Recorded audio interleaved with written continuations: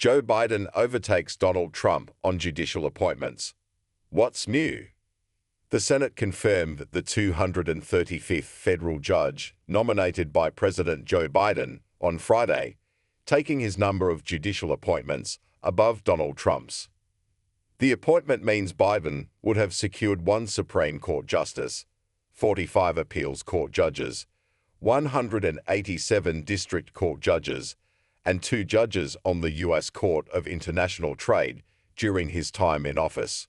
One more than the 234 confirmations Donald Trump secured during his first term as president. These men and women have the power to uphold basic rights or to roll them back, the White House said in a fact sheet. President Biden is proud of his record of appointments and grateful to the Senate for its partnership in reaching this historic achievement. Newsweek has contacted the White House and Trump's transition team for comment via email. Why it matters. All of Biden's picks will serve lifetime appointments, meaning they will serve to protect his legacy when Trump takes office and begins to unravel Biden's policy agenda. Trump has pledged to hold the largest mass deportation in history, which will likely face challenges in the courts. What to know? Following Trump's win in the election, Democrats have been attempting to confirm as many of Biden's judicial appointments as possible. While still in charge of the Senate and the White House, we must do all we can to safeguard our democracy, wrote Senator Elizabeth Warren in Time magazine in November.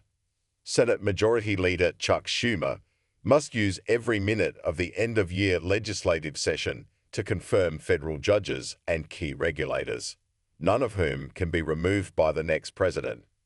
The same month, Schumer filed for cloture to try to speed up Biden's federal judge nominations.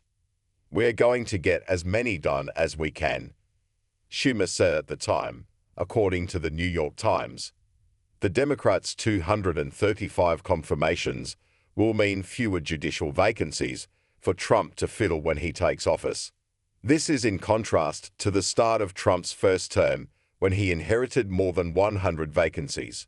But as Caroline Frederickson, former president of the Progressive American Constitution Society, noted, this was because Republicans blocked many nominations during President Obama's last 2 years in office, most prominently then Chief Judge Merrick Garland's nomination to the Supreme Court, and many of those seats were ultimately filled by Trump. Trump is now on track to inherit the fewest judicial vacancies in generations, according to NBC News. Trump has previously attempted to convince Republicans to block any of Biden's judicial nominations until he takes office. In a Truth Social post in November, he asked the Senate to block the nominations because the Democrats are looking to ram through their judges. The White House also highlighted the professional diversity of Biden's picks, including more than 45 public defenders, more than 25 civil rights lawyers, and at least 10 who have represented workers, as well as judges who have worked on immigration law, municipal law, and plaintiffs' side work. Biden has nominated the most women, people of color, and LGBTQ individuals to the court of any U.S. president.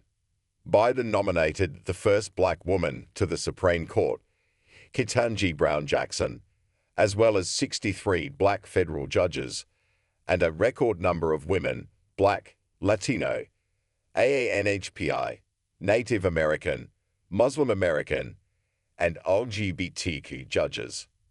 However, his judicial nomination record lags behind that of his predecessor in one key respect. Trump picked 3 Supreme Court justices, creating a 6-3 conservative-liberal majority. 2 years later, the Supreme Court overturned Roe v. Wade, which had enshrined the federal right to an abortion. What people are saying?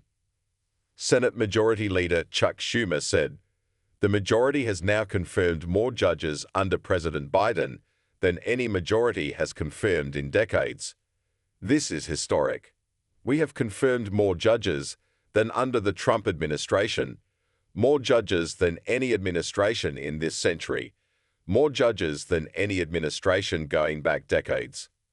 Senator Richard Blumenthal, a Judiciary Committee member, said, "The number is very consequential. We're very relieved."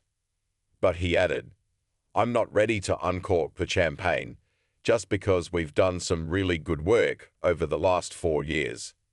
We need to be prepared for the worst, hope for the best, and try to defeat nominees who are truly unqualified. We have our work cut out." So the prospects ahead are pretty sobering. Republican Senator Ted Cruz tore into Biden's slate of judges, saying, "I found it astonishing that Senate Democrats were willing to rubber stamp absolute zealots to be judges."